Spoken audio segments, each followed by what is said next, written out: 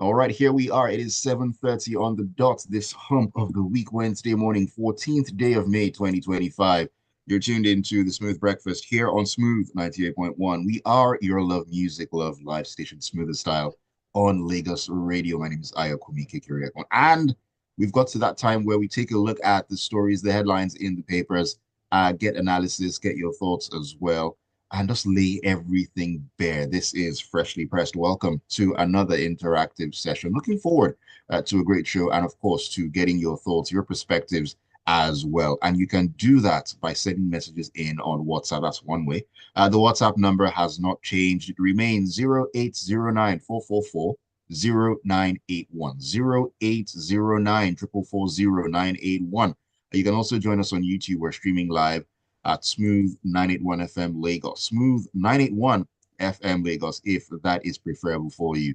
Just leave your comments in the chat box as well, or take them with WhatsApp messages. And don't forget, you can always listen to Smooth wherever you go. Carry us everywhere you go. You can listen to us on your favorite radio streaming apps live anywhere in the world. Even if you are in Antarctica, you can still get in to listen to all your favorite shows. All right, joining me this morning to take a look at the stories, analyze, and break it all down for us, Devoe and Lakunle are in on a Wednesday morning. Good morning to you, gentlemen. Good morning, Ayo. Good morning, Devoe. Good morning, everyone in the world, wherever you are listening to us. We are almost at the end of the first half of the year. Indeed. How far, everybody? Well, moving along. Devoe, good morning to you. Morning, world. Morning, Lagos. AY, Lakunle. With the insurgency picking. Eku Boko Haram at the ISWAP. Well, I know what you mean. I mean, we're talking about that before we got into the show proper, and how depressing some of these pieces of information can actually be. But we'll be starting on another note entirely before. Let's begin in the punch. This one was all over the news as of yesterday evening. And it says the House of Representatives on Tuesday rejected a constitutional amendment bill seeking to rotate the office of the president and vice president among the 6 geopolitical zones of the country. In addition, the House rejected 6 other constitutional alteration bills listed in the order paper of the House for consideration. It, however, resolved to bring back the bills today and consider them on their individual merits. It's a long one here, but Devoe, this is the news that is out there right now. And can you give us a better sense of what is going on here and what it means going forward? Well, the House has been rather slow in executing these duties of constitutional reform because the Deputy Speaker, he is the one in charge of this activity, just like in the last Senate, Omar Gege, who even at the end of the day was able to push through, if I remember, 44 bills. However, this is why we pay them fat salaries, but they seem to have other focus beyond making life better for Nigerian citizens. They took up about 6 bills, 6 to 7 bills yesterday, all which were rejected, included, apart from the one on the rotational presidency. They also rejected the bill on taking the powers from INEC and creating a Register General of Political Affairs, an office that would handle the political parties. They threw that one out. They also threw out the bill that had to do with creating Office of the State Auditor General for local governments and also the FCT. They also threw out the bill that was addressing the creation of Uheli East local government in Delta State.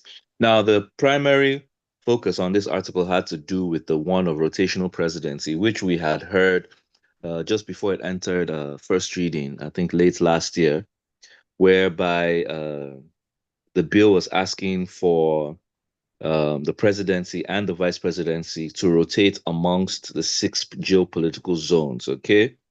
And basically, Deputy Minority Leader Aliu Madaki, he led the opposition of the bill, saying that the bill would not cure, that the bill, that the issues that the bill intended to cure were already addressed by the Federal Character Commission, okay? warning that rotation should not be included in the Constitution. It should remain as it is. And basically, the federal character bill speaks to ministerial appointments and also appointments within the civil service, and encourages and moves to ensure like an equal representation of all geopolitical zones within the nation. However, some other senators did say that political parties already have their own form of creating some level of fairness, but it should not be enshrined in the law. Um, I think Bello Muhammad El Rufai asked, okay, what if a president dies? What then happens? Like in the case of Yaradua, which we all know Yeah. threw the country into a bit of quagmire. And then some said, well, this bill should actually fly so that the East, Southeast should get their own turn to actually rule. And after they've done that, it should be equal and then they can do away with it. So you can see there are many sides to this. Some were saying that, well, why can't it be based on merits as it is now and allow everyone to be able to vie for those positions? But you see, whilst they throw out the bill, and I'm still waiting for them to debate it properly, as a nation, we still need to discuss amongst ourselves how we want to be governed. Even though we claim we're a federation, we're still behaving like a unitary system whereby the center takes everything. I think Nigeria performed better in the First Republic when we had three regions, okay? And the regions created their own revenue and paid something to the center, okay?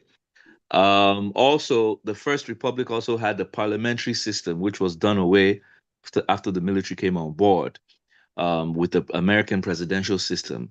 Like you see this fear of parties junketing and defecting, and everybody's afraid of bad or very weak credible opposition.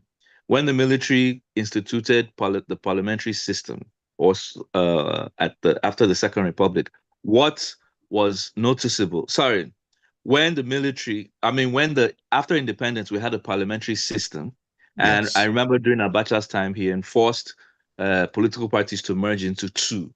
What that did was you're either on this side or on that Or the other side. side. Yes. Now, with the parliamentary system, you have the ruling party, and then you also have the opposition party, which acts as a shadow government as a check on what they are doing. What we have now does not allow for proper opposition, not because one party is bullying the other one, but through instrumentations of states, corruption has um, crept into the system to the extent that most people do not want to be questioned for the actions that they take. They don't want to be held accountable. So you keep hearing the rumors that no, EFCC is not chasing me. But at the end of the day, you know you can't look at the mirror straight and face it and say, this is my stewardship. Scrutinize it how you please. So we still need to have these conversations because we need the House of Assembly, even beyond these bills that they've rejected. There are more important bills on the table, like state policing. Here we are about to discuss the revolution of insurgency and insecurity nationwide. Yet we're still dilly-dallying, speaking French, Chinese, and which other language is there? Zulu, as regards bringing about state policing. It almost seems as if we government is involved in this insecurity, because I really wonder, a direct solution, an immediate solution would have been to ramp up manpower nationwide. But look at the National Assembly. They go on break, they discuss issues that are lower on the list of importance and priority instead of state policing or even enshrining local government first line charge. I have very low expectations, and I Hmm. have a very poor judgment for this National Assembly. They have only done the job of being a rubber stamp to the executive and not the job of representing the people as they should. Thank you. Not representing the people as they should. And that is something that Sunday Insurrection actually agrees with here, Devoe, on WhatsApp. He says lawmakers are among the weapons fashioned against us in this country. They seem to quickly respond to anything that would help Nigerians maintain hope for the future. Or do you mean the opposite? And he says these rejections do not reflect diversity, equity, and fairness that these dealers in power claim to promote during their campaigns. I'm not surprised if someone in government can congratulate his colleague on the demise of his wife. What should we expect? They just don't know. what they're doing with the power and privileges that they have. Interesting thoughts there. All right, Lakunle, let us keep the ball rolling and let's walk into the Vanguard right now and talk about this interesting one. I'm looking forward to getting your thoughts. It says the Minister of Federal Capital Territory, Nyesom Wike, Devoe, that's Minister of Works, and other ministers are heading to an international press conference in London, in the UK, where they'll present their ministry's achievements. Bode Adeyemi, the project internal coordinator of the President Bola Tinubu Midterm Legacy Projects Review Committee, made this known on Tuesday while speaking at a press conference in Abuja. He said the ministers and heads of departments and agencies will use the opportunity to showcase the Tinubu administration's achievements and legacy projects as well. Why, luckily, why couldn't they hold this press conference here in Nigeria? I mean, it's for the Nigerian people at the end of the day, right? Or should be. Okay, so why can't they hold a conference anywhere else in the world? That's a pun, and it's actually intended. Okay, so we say that the world is a global village, and that a president, an oba, a bale, a managing director of an organization can lead their country, their village, their town, their company from anywhere in the world. So why not? That's a pun, and it's actually intended again. Now, you say an international press conference. Of all the international press conferences buildings in this country, at least I know that recently Anambra State commissioned one, plus the government house that was just commissioned 2 weeks ago. There's a big one in Abuja, there is one in Ogun, there is one in Lagos, there is one almost in every state capital. There is none of them that we can hold this international press conference. Isn't it even a better way? Let's even look at it from the point of tourism that we are saying we are promoting. Isn't it better that he holds here so that you invite the international press to come here, they bring their foreign currency to come and spend in those 1 or 2 days in Nigeria so that we can make money off them? That's from the business point of view. Okay, so the government just last week launched a program about buy Nigeria first before you buy foreign. Right. This going abroad to go and do this is an exact opposite of that, because we are carrying our naira into dollar to go and spend somewhere else where we could have done the same thing here. This idea that it is going to hold outside, for me, has already belittled whatever achievement, whether we agree or we don't agree that it's an achievement. It has already removed the shine on the agreement itself. What do we have the National Orientation Agency for?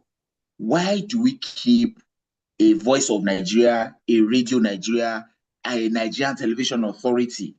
What are we doing with those agencies of government that they cannot properly itemize, articulate, and disseminate this information to the whole world, rather than it will take a special conference to happen for us to tell us? So when I was in banking, we used to have a very backroom joke that, there was a particular bank that we used to have a backroom joke about that. It was cheaper for the board to have their board meeting abroad than in Nigeria, because the chairman of the board lived abroad, lived overseas.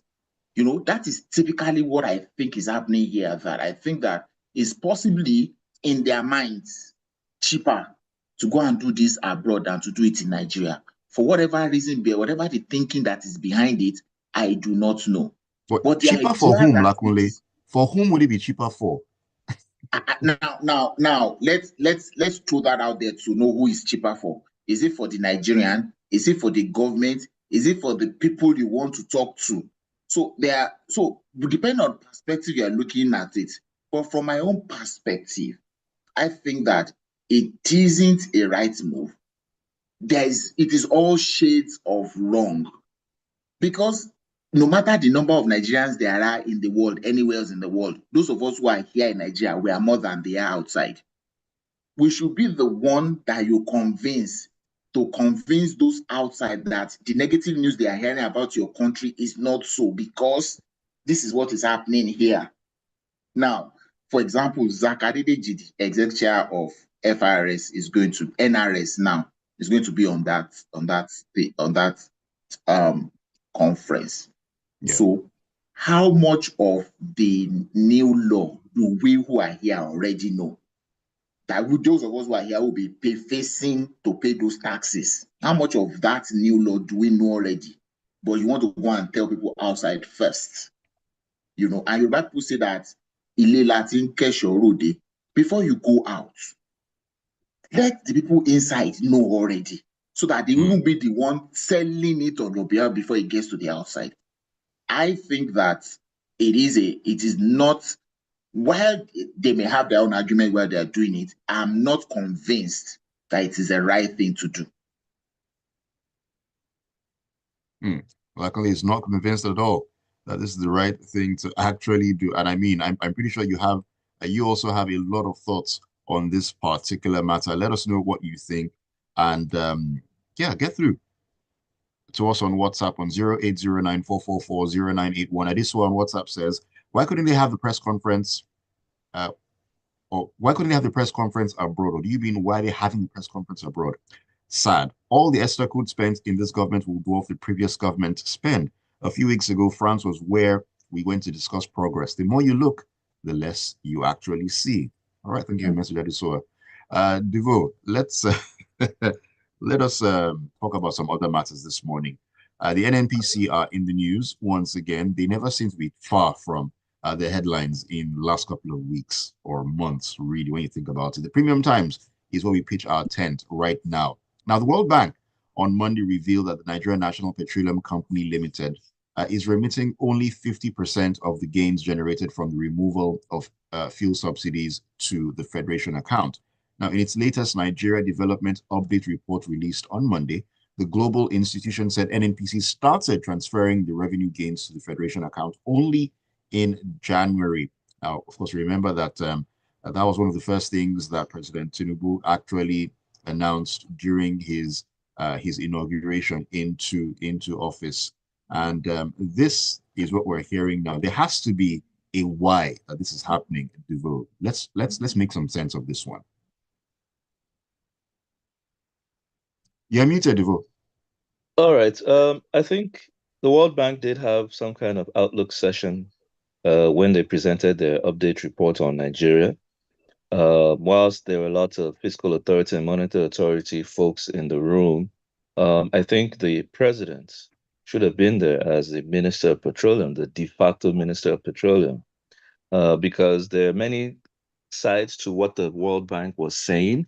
I don't think we'll have enough time to go through all of it, but in this particular focus, they were asking that the NNPCL be more transparent, which is a summary of what they said, that many people don't know that even though subsidy took place from the entry of this government, and that it was now effected in October 2024, NNPC was paying only 50% of the gains generated. As you know, we all started paying much higher for the price of petroleum products. That's only in, I think, January this year, that they started paying full. Now, Right. you know, this also, they used the balance. They said that they used the balance to offset some of their arrears. Whether that is kosher or not, at this point in time, nobody is checks and balancing the NNPC. We've always heard that NNPC is having one form of forensic audit or the other, but you know that the forensic audit of the NNPC always gets lost in the bush. AY, are you aware? All the Well, forensic audits that have carried out on NNPC, I don't know, they're still looking for where they kept the reports. So the president, yes, also made some other policy moves, especially with recruitment, and changed the management, most recently with Mele Kyari going and Bayo Julari and a new chairman coming on board, who then in turn also have been carrying out some kind of restructuring in terms of manpower within the system. And we also hear that the EFCC has taken up the past management on the 3.4 Yeah, trillion naira that was spent on the turnaround maintenance of the refinery since 2021. Sorry, 2022. So the question is, even while they're still trying to find what happened to the money that was spent before, the question is the new NNPCL going to act in accordance with the transparency uh, attribute or accountability required? Also, we've always known that the NNPC has been an ATM for our federal government. I mean, there's nothing there to be hidden, which is why most times um, these days, unconventionally, the president take over the minister of petroleum. You would really wonder, AY, if you're being transparent and accountable, why does the president need to become a minister? He did it, Buhari did it, and I'm sure the next person will attempt to do it. Why is there this penchant that I must sit on top of? Why don't you go and sit on top of finance? Why is the NNPC that you sit on top of? We can't operate like this as a nation, even though some of these things at the end of the day, Nigerians like to lose steam after some time. Look at crude oil theft that the NSA came out and said 400,000 barrels are lost daily. Till date, even though in another story they want to claim that, oh, it's up by a certain percentage. Who stole the 400,000 barrels per daily for over almost 10 years? Who stole Were, it? were they caught? What happened to them? I told you the forensic reports always gets lost in the bush. We've put dogs, canine dogs with great smelling capacity to be able to fish out how the report got missing. Do you understand? But even the dogs, when we release them into the bush, they get lost. Hey, why? There's some magic going on in that NMPC, that our security forces and our intelligence forces, they just have not been able to crack it. Maybe the crude oil is that sweet. Hey, why? Hmm. Crude But oil magic. Crude oil magic is yes, what it crude oil is. magic. Yes. All right, let me take some more messages. They're lining up. I'll just try to take them, to reduce the number at the end of the day. Let's see who is talking to us here. Okay, this is I can't see a name attached to it, but anyways, the message says the objective is to ensure that accurate information is presented to the public as factual and verifiable.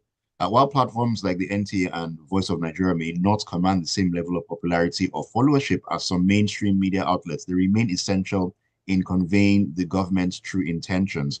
Unfortunately, the information the government seeks to communicate is often distorted or misrepresented by certain media houses, leading to public misunderstanding. So the solution is to go to a foreign country to use the foreign media outlets so that the information will not get distorted. Excuse me, excuse everybody, please. Please now. Please now. Let me take some more messages. Tali said, no ESTA code for local international conference. I mean, there's that. Idmapuza says, how can they go out of the country, go out of the country to showcase our colonial mentality in holding a conference outside our shores? Who are they trying to impress? How would that remove our sufferings and insecurity? Are those the dividends of democracy? I cry for this country. All right, thank you for your message, Idmapuza. All right, Lakunle, let's let's take a step back into the stories here. And what Devoe actually alluded to, talking about oil theft numbers. This is coming out of this day newspaper. It says the theft of Nigeria's crude oil fell by a whopping 58.3% in the first quarter of 2025 amid the federal government's reinforcement of initiatives geared towards ending the menace in the country's Niger Delta. Now, data gleaned from the Nigerian Upstream Petroleum Regulatory Commission, as the NUPRC, during a presentation to the Investment Monitoring Committee of the Revenue Mobilization Allocation and Fiscal Commission. These names are very, very long. Anyways, in Abuja, showed that whereas the theft figure was 12,000 barrels per day in the last 24 months in quarter one, the number fell to 5,000 barrels per day. Numbers being bandied around, luckily, but in reality, has that shown in the number, or should I say in the amount of crude that we're producing and putting out there? Excuse me. We would never know the exact numbers. We've never known. So we'll just have to trust the numbers the government is giving us. That is the easiest way so that we won't have anybody will have headache. But it is so important that if this is some form of relief and good news that theft, as we know it, has reduced this significantly. Then the question that bothers my mind is just what Devoe had said earlier, that if this thing is this big, it means it is visible. If these numbers we're looking at, right, it means that the business of theft, of stealing our crude, is visible. If it is visible, that means we will know the people who do them. If we know these people who do these things, how many of them have we arrested? If we have arrested any, how many have we prosecuted? I mean, Right. we can't just say we have stopped it. We have stopped it because why? How? Did we develop a new technology to stop it? Did we catch people? Did we stop pumping at the places where they were stealing? There must be a reason, there was something that was done to stop, to reduce this number. However, the ultimate is that um, Nigeria's Nigeria's daily quota is how many? 2.1 million barrels per day. Yes, I think. And at some point, we're doing even less than 1 million per day. Obviously, Right. we can see now that the reason we are being quoted that we're doing less than 1 million per day was because more than half of it was being stolen before. Now that they are now being stolen, maybe just 2 or 3 days ago, about a week ago, we hear that we paid IMF some money. One of our loans that we owe IMF, we paid it in full. Another one just yesterday, we heard that we paid the first 100 billion naira to Coke. So 2 or 3 days ago that we had that one.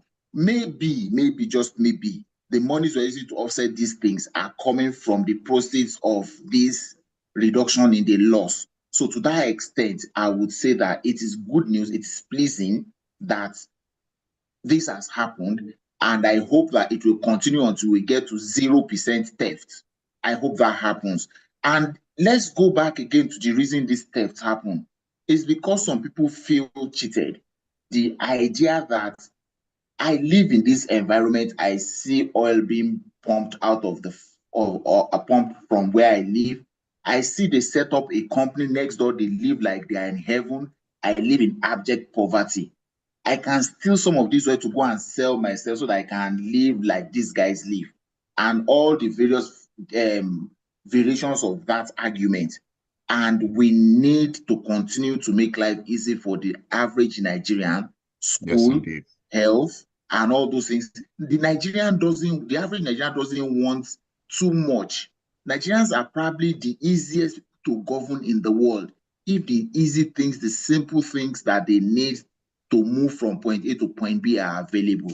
And I hope that with this reduction, we'll have more money to do these things.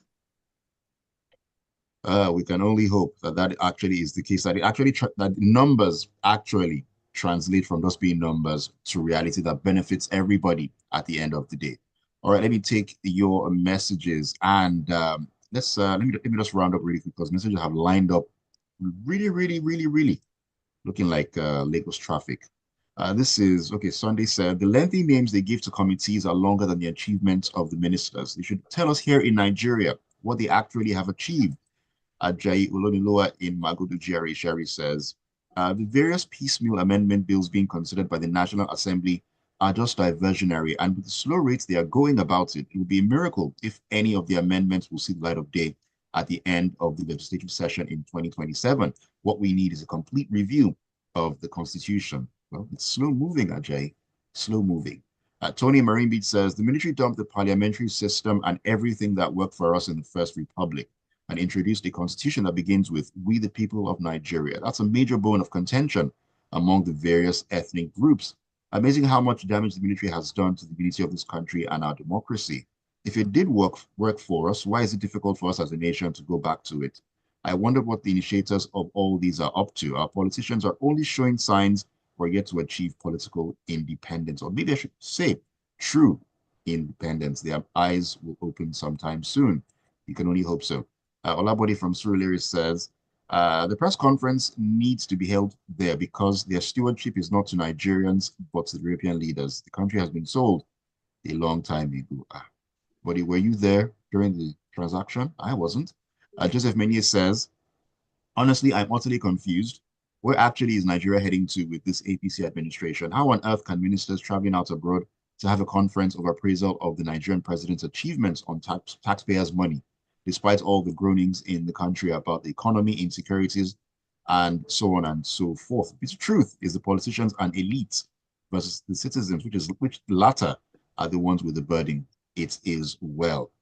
All right. Okay, this is going back to this message. Okay, it says, my argument is hosting a press conference outside Nigeria is not just for show and not misplaced. It's often a strategic, diplomatic, and communication tool. Control its global image, number one, also gain credibility, reach influential global audiences, and to bypass local political media bottlenecks. If Traore went to Russia to get his views better heard, there's a reason for every act. All right, thank you, Abayomi, for your thoughts there. Ibrahim Zakari says, Nigeria is a brilliant country with very terrible leaders. Successive governments have raped this country repeatedly. What a shame to all these leaders who are hypocritical. They promote foreign products against their own. And says Devoe is calm this morning. I mean, it's a cold morning, so everybody needs to be mellow when you think about it.